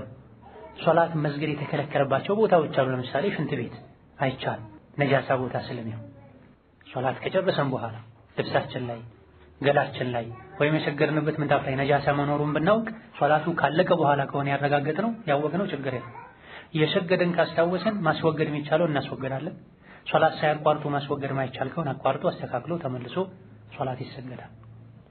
መጀመሪያ የምናውቀው ከነበረ ስንሰግድ ከረሳነው ከጨረሰን በኋላ ካስታወሰን አሁንም ያው ቀድሞ የሚታወቅም ነጃሳ ይሁን ከሰገዱ በኋላ ያወቁትም ይሁን ሶላቱ ተጠናቆ በኋላ ካለቀ በኋላ ከሆነ የታወቀው ችግር የለውም።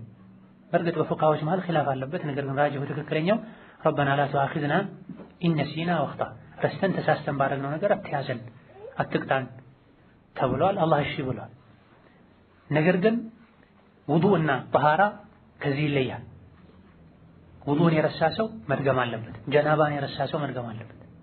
ችግር የለውም ካለቀ የሚባለው ሰውነት ላይ ልብስ ላይ የቀረ የነበረ ኋላ ላይ ያየነው የሚያስታውስነው ነጃሳ ሲሆን ረፍዕ ሐደስ የስንጃ ማድረግ ውዱእ ማድረግ እነዚህ ነገሮች በመርሳት የሚቀሩ አይደሉም። ሶላት ዙህር ዐስር ከሰገደ በኋላ ጀናባ ላይ እንደነበረ ወይም ውዱእ እንዳላደረገ ያወቀ ሰው ታጥቦ ውዱእ አድርጎ ያለፉ ሶላቶችን መመለስ አለበት።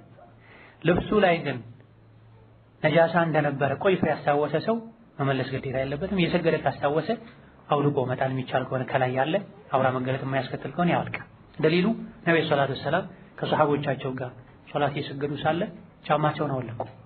ሁሉም ሰሃቦች ተከትለው አወለቁ። ሶላቱ ካለቀ በኋላ ለምን አወለቃችሁ ሲሏቸው ስታወልቅ አይተነህ ባላቸው ጊዜ አይ እኔ እንኳን ጅብሪል ጫማ ከስር ነጃሳ አለበት ስላለኝ ነው ያወለኩት ብላ። ከዚህ ሁለት ነገር እንማራለን። አንደኛ ሶስት ነገር እንማራለን። አንደኛ በጫማ መስገድ እንደሚቻል ይሄ የተነጠፈ ቦታ ካልሆነ ተብሏል። በጫማ መስገድ ሱና ነው ተብሏልና መስጂድ ገብቼ እሰግዳለሁ ያሉ የሚጣሉ ሰዎች አሉ። ያኔ መስጂድ በነብይ ዘመን ያልተነጠፈ ስለነበረ ነው። በተነጠፈ መስጂድ ላይ የማድረግ አይቻልም።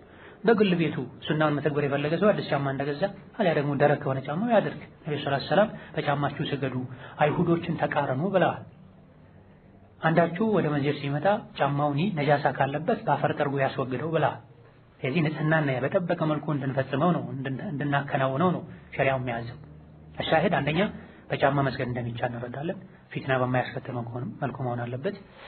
ሁለተኛ ልብሱ ላይ ጫማው ላይ ሰውነቱ ላይ ነጃሳ እንዳለበት ረስቶ የሰገደ ሰው የሰገደ ሳለ ካስታወሰ ካወቀ ከተጠቀመ የሰገደ አውልቆ መቀጠል ይችላል። ነብዩ ሰለላሁ ዐለይሂ ወሰለም ሶላቱን ሳያቋርጡ ጫማቸውን አውልቀው ጣሉ፣ ሶላቱን ቀጠሉት። ሶስተኛው ከዚህ ምን ወስደው ቁም ነገር ነብይን የመከተልን ደረጃ ሰሃቦች በምን ደረጃ ይከተላቸው እንደነበር አውልቆ አላሏቸው። እሳቸው ብቻ አወለቁ። ያውም ያወለቁት ጅብሪል አውልቅ ነጃሳ ነው ብሏቸው ነው። ሁሉም ተከትሎ አወለቁ። ሱና ነው ወይ ግዴታ ነው ወይ እኛንስ ይመለከታል ወይ አይሉም ነበር። ስድስተኛው ኢጅቲናቡ ነጃሳ ከነጃሳ መራቅና መጠንቀቅ። የፊተኛው ውዱእ ማድረግ ነው፣ ጀናባን ማውረድ ነው፣ ከሐይድ ሲጠሩ መታጠብ ነው። አምስተኛው ስድስተኛው ኢጅቲናቡ ነጃሰቲ ከሰውነት ከሶላት ስፍራ ከልብስ ነጃሳን ማራቅ ነው። ጸድቶ ጠርቶ ሶላት ውስጥ ተገብቶ ሊሆን ይችላል። እየሰገዱ ከነጃሳ መራቅ አለበት። ደረቅ የሆነ ነጃሳ ቢነካ ችግር አይኖርም። ለምሳሌ አንድ እናት ቤቷ ውስጥ የሰገደች ነጃሳነቱ በእርግጠኝነት የሚታወቅ አንሶላ ወይም ብርድ ልብስ ልጆች ያነጠፉ ወይም እየተጫወቱ ቢያስነኳት ደረቅ የሆነ አንሶላ ወይም ብርድ ልብስ ስላስነኳት ብቻ ሶላቷ ይበላሽ። ወይም የነካው ነጃሳ ወይም የተነካው ሰውነት እርጥበት ካለው ነጃሳው ሊሸጋገር ይችላል ከተባለ ብቻ ነው። ሰባተኛው ሰትሩል አውራን መሰተር። ሴት ልጅ ሶላት ላይ ስትሆን ከፊቷ ውጪ ሁሉም ሰውነቷ አውራ። እጅ ላይ ኺላፍ አለ። ራጅሁና ትክክለኛው እጅም አውራ መሰተር አለበት። እጇን ወደ ውጭ ማውጣት መግለጥ የለባት። ለተክቢር እንኳን እጇን ስታነሳ ከሶላት ልብሷ ከሻርቧ ከጅልባቧ ስር መሆን አለበት። ብዙ እናቶች እህቶች ሶላት የሰገዱ እግራቸው እስከ ባታቸው የሚታይበት ሁኔታ አለ። ሴት ልጅ ሶላት የሰገደች እግሯ ከታየ ሶላቷ ይበላሻል። መቼ መገለጡን ካረጋገጠች የእግር መገለጥ ሶላት እንደሚያበላሽ ያወቀች ከሆነ የተገለጠው ሶላቷ ይበላሻል። አንገታቸው የታየም ይሰግዷል። የፀጉራቸው ጫፍ የታየም ይሰግዷል። ለተክቢር እጃቸውን ሲያነሱ እስከ ክንዳቸው የታየም ይሰግዷል። ሶላትን በተመለከተ ሱና ተወዳጅ ከሚባሉ ነገሮች አንዱ ልዩ የሶላት ልብስ ማዘጋጀት። ይሄ ከሰሃቦች ተገኝቷል፣ ከኡሙ ሰለማ ከሌሎች። ሶላትን በተመለከተ ሊሟላ ሊጠበቅ ከሚገባው አደብ አንዱ ልዩ የሶላት ልብስ ሊኖር ይገባል። ንጽህናው የተረጋገጠ ከምንም ነገር ጋር ማይነካካ ወፈር ያለ ሰፊ የሆነ ረጅም የሆነ ሙሉ ሰውነትን የሚሰጠን ቅርጻ ቅርጽ አበባ የሌለው ሐሳብ የማይሰርቅ ራሱን የቻለ ቦታ ያለው የሚታወቅ የሶላት ሰዓት እንደደረሰ አዛን እንደሰማች ውዱዋን አድርጋ ቀጥታ አንስታ የምትለብሰው። ባገኙት ልብስ የሚሰግዱ ከሆነ የሰገዱ መነጀሱን ማስታወስ ሊኖር ይችላል። ሴት ልጅ አለባበስ እንደ ወንድ አይደለም፣ አውልቃ ሶላቷን መቀጠል ትችላለች አይባል። ከግር ጥፍሯ እስከ ፀጉሯ ሙሉ ሰውነቷ መሸፈን አለበት። አጅነቢ ካለ ፊቷን መሸፈን አለበት። ስትሰግድ ባል ወንድ ካለ ፊቷን መሸፈን አለበት። የሶላት ወቅት ከገባ በኋላ የሶላት ልብስ የት ነው ያሉ የፈለጉ መግሪብ ሶላት የሚያልፋቸውም አሉ ሰነፎች። ሶላትን ከማክበር አንዱ ለሶላት የሚያስፈልጉ ነገሮችን ማሟላት፣ የሶላት ቦታ፣ የሶላት ጊዜ፣ የሶላት ጨርቅ፣ የውዱ ዕቃ መለየት መታወቅ አለበት። ግን ለሶላት ልዩ ልብስ ካለን ልዩ ቦታ ካለን የተኛውም አህዋል ላይ እንሁን የሶላት ወቅት ሲገባ ከዛ ካለንበት ስሜት አየር ወተን በልዩ መንፈስ ሶላት መስገድ እንችላለን። አንድ በኩል አንድ ድስት በሌላ በኩል ሌላ ድስት ተደው መሃል ላይ ይሰግዳል። ይህ ሶላትን አለማክበር ነው የሚሆን። ጣሪ ሲሆን ችግር የለም፣ በድንገት የረሱት ነገር ሲሆን ችግር የለም። በር እንኳን ቢንኳኳ እየሰገዱ መክፈት ይቻላል። ወደ ቂብላ ከሆነ ያንኳኳ ያለው አካል ካልታገሰ፣ ህፃን ልጅ ወደ እሳት ቢሄድ መመለስ ይቻላል። እሳት ላይ የተጣደ ነገር ቢገነፍል ማጥፋት ይቻላል። ሶላትን ቂብላ ካላስለቀቀ ካልበዛ፣ ይሄ አሪድ ነው፣ አልፎ አልፎ የሚከሰት ነው። ነገር ግን እየሰራው ሰግዳለሁ ብለው ምንጣፍ እዛው አንጥፈው ይሰግዳል። ሰው እየጠበቁ ይሰግዳል። ጓደኛዬ የመጣች ነው ታል እንሄድ ነው በአንድ ደቂቃ በሁለት ደቂቃ እህል እንደሚያነሳ ዶሮ ነካ አድርገው ያሰላምታል። ይሄ ሶላት አይባል። ስምንተኛው ኢስቲቅባሉል ቂብላ፣ ወደ ቂብላ መዞር ነው። ሶላት እስከ መግባታችን በፊት ቂብላ የት እንደሆነ ማረጋገጥ አለብን። ሀገር ውስጥ ካለን ቂብላውን ፈልጉ አረጋግጦ እንጂ መስገድ አይቻልም።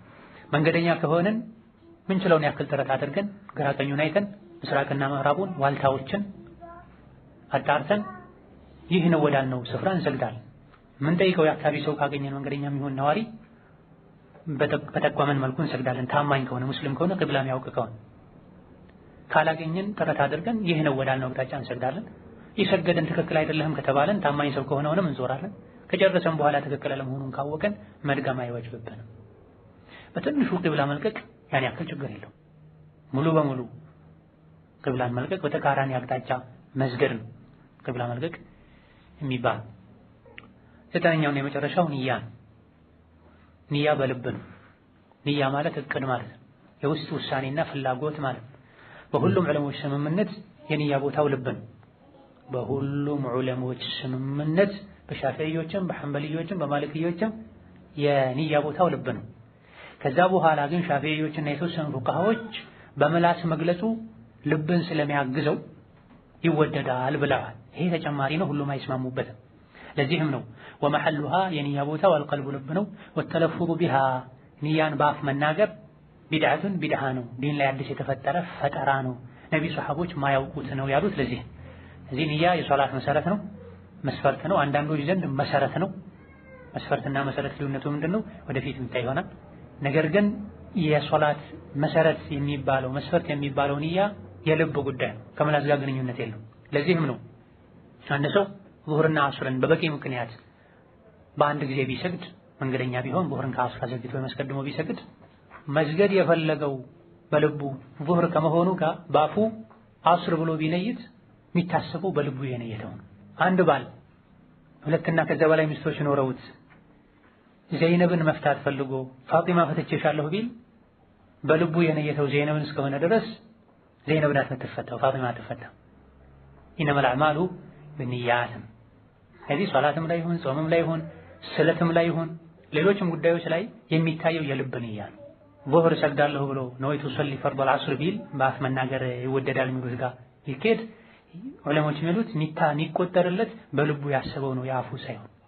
ንያ በአፍ መናገር ሱና ነው የሚል ሐዲስ የለም ከነቢ። ከጊዜ በኋላ ሻፊዒዮች ናቸው ልብን ለማገዝ እርግጠኛ ለመሆን መናገር ሱና ይሆናል ያሉት። ባይናገር ግን ችግር እንደሌለው እነሱም ይስማማሉ። አላዋቂዎች አለመናገር ችግር አለው ይላሉ። ሻፊዒዮች ራሳቸው አለመናገር ንያን አያጎድልም፣ ይልቅ ንያ የሚያጎድለው ልብ የሚያደርገውን ነገር አለማወቁ ነው ብለዋል። በአፍ መናገርን መተው ሶላትን ዒባዳ እንደማያጎድል የሻፊዒያ ፉቃሃዎች እንኳን ይናገራል። ሶላት መስገድ ስንፈልግ በልባችን ምን ሶላት እንደሆነ ካወቀን በቂ ነው። በአፍ መናገሩ ተወዳጅ ሳይሆን የተጠላ ነው፣ ሙንከር ነው። ነቢይ፣ ሷሐቦች፣ ስላላደረጉ ሶላት ላይ ብቻ አይደለም ሐጅም ላይ ነው። አንዳንዶች ሐጅ ላይ ብቻ ነው ይቻላል ይላል። ሐጅ ላይ ለበይክ አላሁመ ከዛ ማለት ይሄ ንያ አይደል፣ የጀመሩትን ዒባዳ አይነት መግለጽ ነው የሚባል። ጾምም ላይ ይሁን መጾም የፈለጉ አሹራ ምን ተብሎ እንደሚነየት አላቅም፣ አረፋ ምን ተብሎ እንደሚነየት አላቅም ይላል። መሳኪን ሀውላ ንያ ማለት ነገ የአረፋ ቀን ስለሆነ ነብዩ ሰለላሁ ዐለይሂ ወሰለም የአረፋን ቀን የጾመ የ2 ዓመት ወንጀል ይሰረዝለታል ስለተባለ ይሄን ቀን ጾማለሁ ካሉ ይሄን ካወቁ በውስጥ በቂ። ሶላተል ጀናዛ ማይሰግዷል ምን ነው ሲባሉ ምን ተብሎ እንደሚነየት አላውቅም ይላል። ሶላተል ጀናዛ ካወቁት በቂ። هذا بالله توفيق ዛሬ ደርሳችን እዚህ ያበቃል። ሰላም አለይኩም ወራህመቱላሂ ወበረካቱሁ።